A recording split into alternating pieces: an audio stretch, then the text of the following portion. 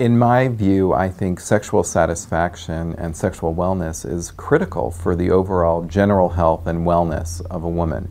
Very often it's a neglected part of the overall history, physical, and assessment of a woman in terms of her general well-being. And I now know that there's a lot of literature coming out that really supports the fact that sexual wellness, sexual satisfaction really leads to overall general health and wellness as well.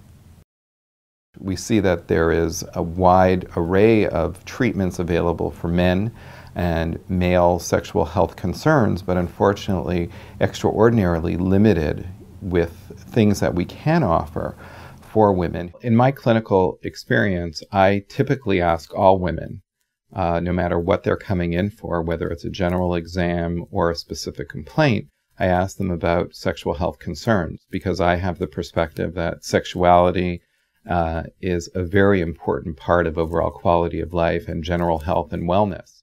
Well, I think in my clinical experience, I tend to see a lot of women who are suffering from vaginal laxity. And in my perspective, they are having, decreased overall sexual satisfaction.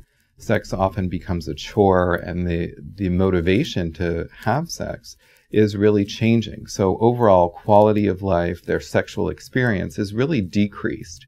And that really leads to a variety and a constellation of symptoms which have serious impact on the woman and how she feels about herself in terms of her overall sexual self-esteem, how she views herself as a sexual person, and it really affects and can affect the relationship in general.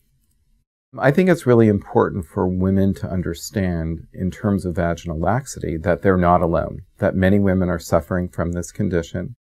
My initial perceptions of the VIV procedure is that it's a safe, effective, quick procedure that can be done in under 30 minutes, that is, office-based, that really has excellent results in terms of addressing the concerns of vaginal laxity. So it's really reassuring and really comforting as a healthcare provider who addresses sexual health concerns, specifically vaginal laxity, to know that there is a strong commitment to develop innovative, evidence-based treatments that can help these women who are really suffering in silence.